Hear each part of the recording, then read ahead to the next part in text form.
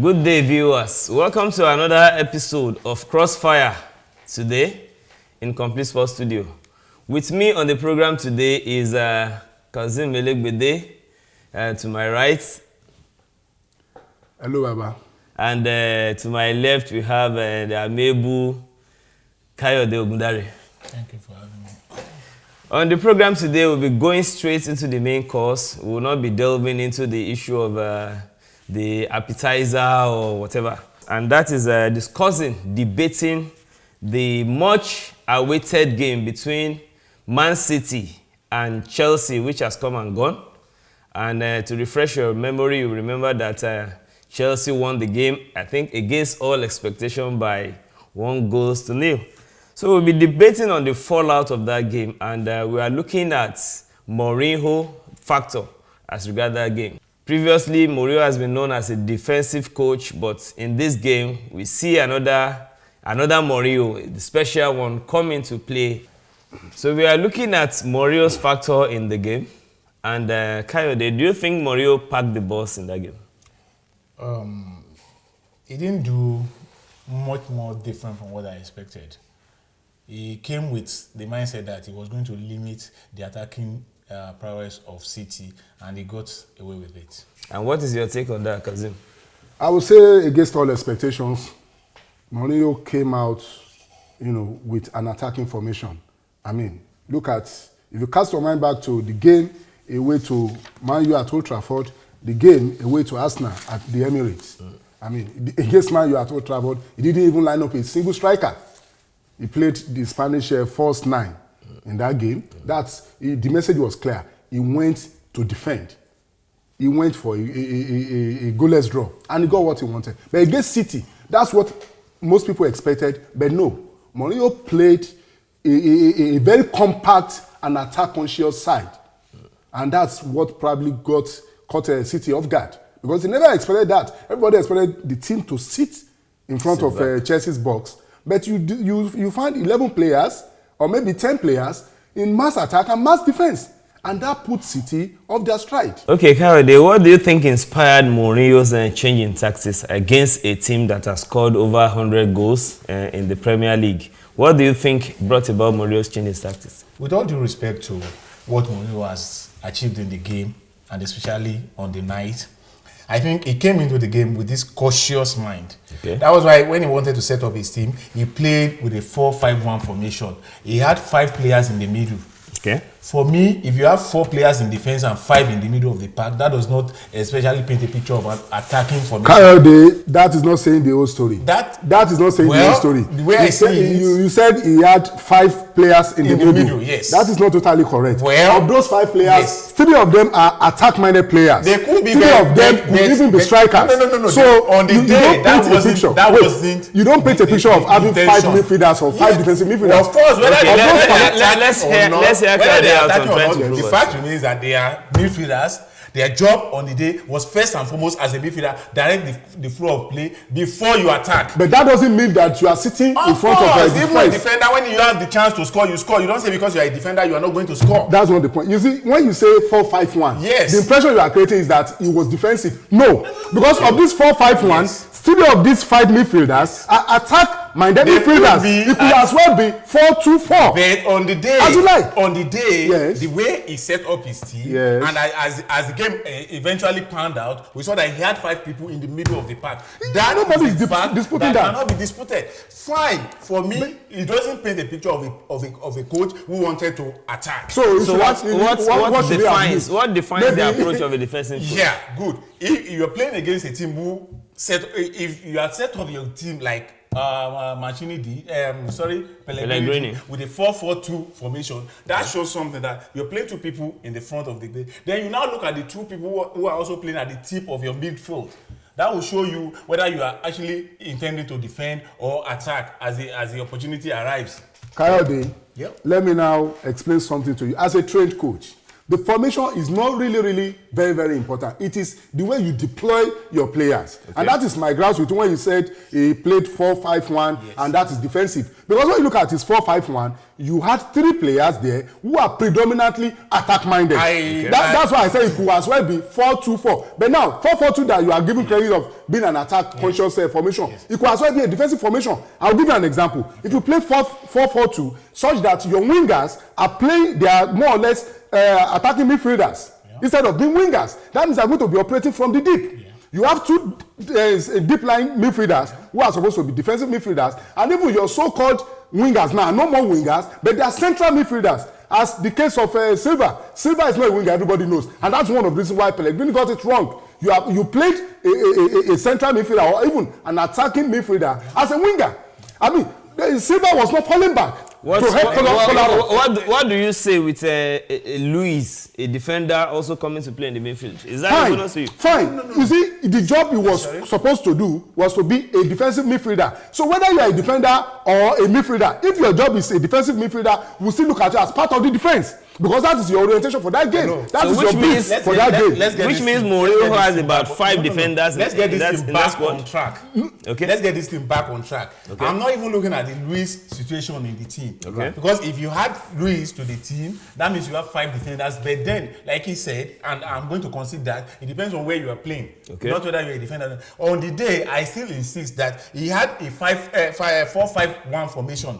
Whether you now get on the pitch and you do something entirely different is not the point here. What I'm trying to say, the point I was trying to build was, you had 5 people in the middle of the park. You're playing against a City who set out with 4 people.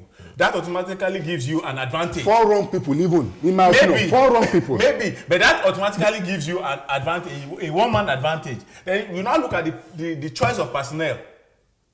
City and Chelsea. Yes. Chelsea, you still have to concede to Mourinho. He got his selection right. Okay. That's the point. Yeah. No, City was very imbalanced. Still playing as a defense. Yeah. With much defense. City was very imbalanced. Look at it this way. Okay, Baba just said because he had David Luiz, Mourinho had David Luiz in the midfield, that means he was more or less playing 5 defenders. The same thing with City. You had Demichelis, who is predominantly a central defender. Okay, but that's not the issue. The issue is, you look at the balance of the team. I've just told you a very key importance. I mean, how do you play David Silva as a winger? And then you also had Navas, who is predominantly a winger. Okay? Silva just couldn't fall back to help Kolarov on the wing. And that affected City very much. Look at Chelsea's setup. You had Hazard falling back. To do what? Falling back to help Aspiculator. And when he helps, what does he do? Of course, in football, you do 1 or 2 things. What you do doesn't define your position. What you do, like I said, when you don't have possession, you have to defend. Okay, how can you describe a player whose team has considered possession and he just folded his arm in opponent's half? That is indiscipline, and that is one of the reasons why Mourinho doesn't want Mata in his team. Okay, for people to understand it. I want to come in here.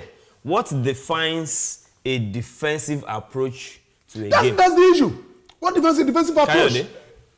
It depends on how you set up your team. Okay. With the first thing you have in mind is, we don't want to concede a goal. And okay. if you want to agree with me, looking at that match on playback, you saw that the first 10-15 minutes, Chelsea were especially cautious.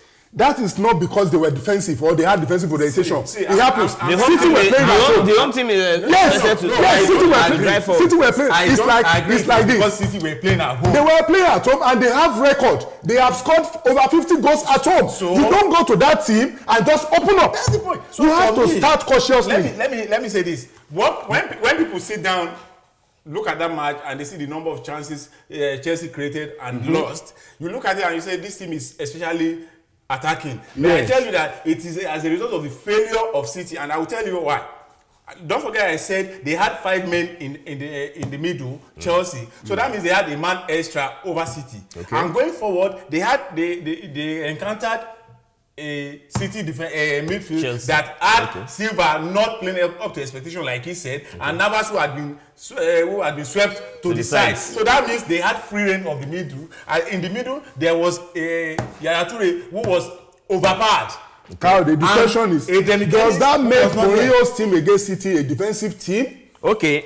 Okay. He asked the question. Let and me. I think we've not really trashed that question out. You asked the question, and I was about answering. What is the question? The question was, what makes a team A defensive team. Exactly. defensive Okay. team? Good. The first thing you have in mind when you are setting, you could decide to play 10 strikers. Okay. Yes. And decide on your own that the game plan is not to concede a goal. Okay. Yes. So it doesn't matter whether Samuel Eto'o was playing or Ronaldinho or whoever was playing. If the mindset was we don't want to concede, that means you want to play a defensive approach. Don't forget the more talked about Man U Chelsea match that everybody talked about as in Chelsea passed the ball. The only player who played against City that didn't play against Man U, okay, two players were Matic and Eto'o. Yes. The others played. So what makes that one defensive and this one not? Because against Man U, there was no recognized striker on the pitch. The fact that whether it was in goal or it was in the defense, there was no recognized striker. That defeats. You could see that the orientation of the team, and even That how many defeats forward passes did Chelsea make in that game. But against City,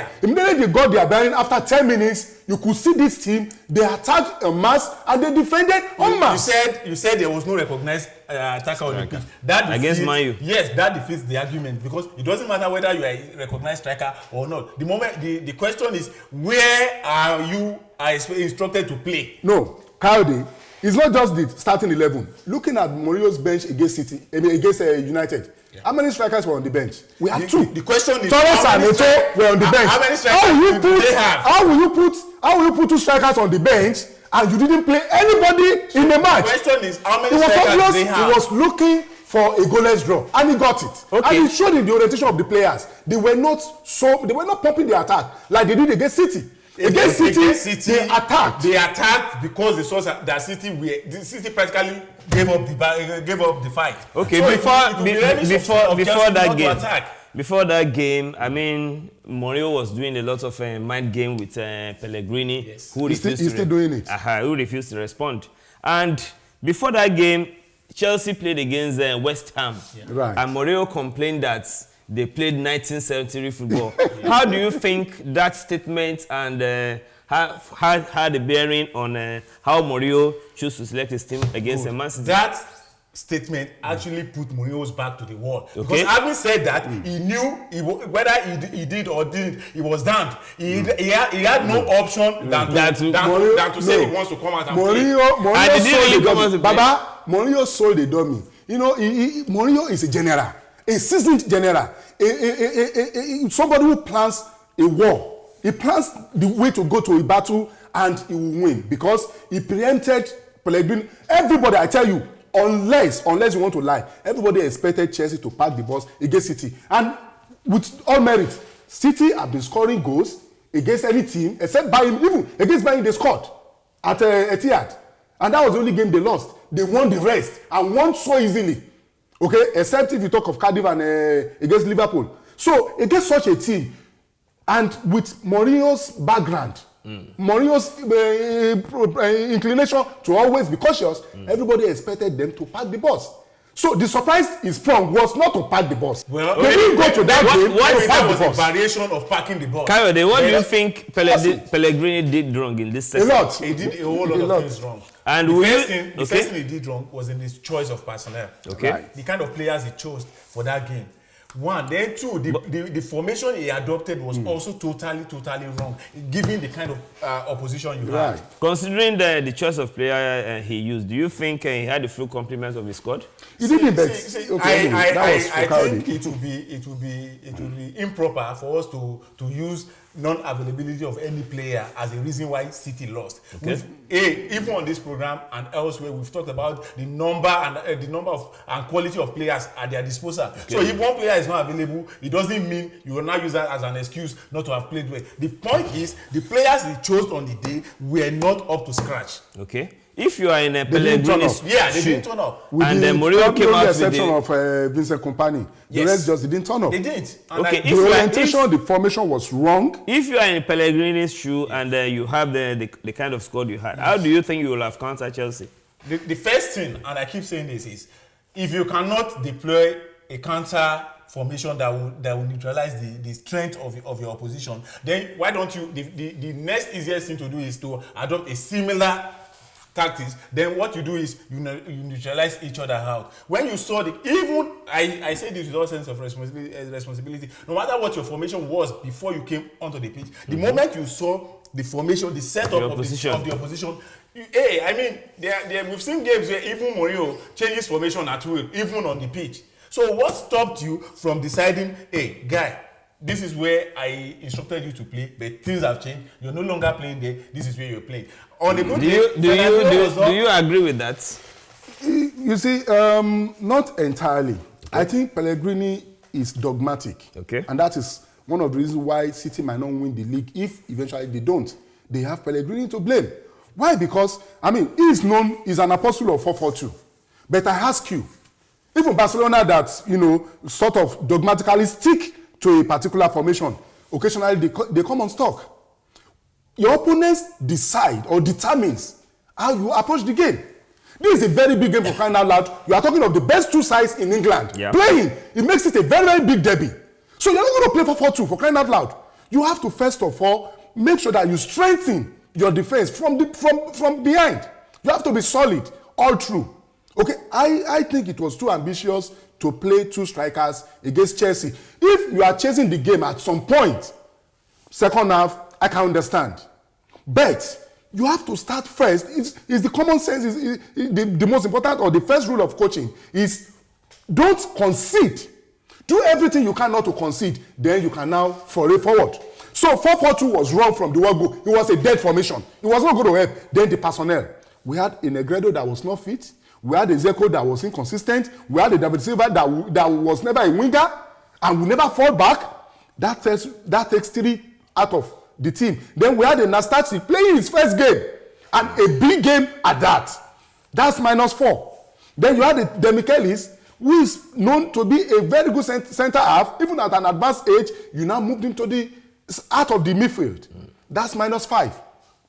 So if you take 5 players out of a team against a Chelsea team, forget. Even okay, if I was the coach of Chelsea, that probably means your Chelsea were playing 11 against 6. Okay, why would they attack? Okay, will you say that the absence of Aguero, Nasri, Fernandinho will have made a difference in that Much game? as I appreciate the quality of those players, I don't think they were the reasons Chelsea City lost. Look, if he had adopted 4-4-2 and played those players, most likely we still have lost.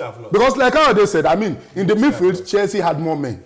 Okay. Okay? So what are we talking about? Then lastly, we want to look at Mikel's role in this team. I mean, that's the Nigerian factor.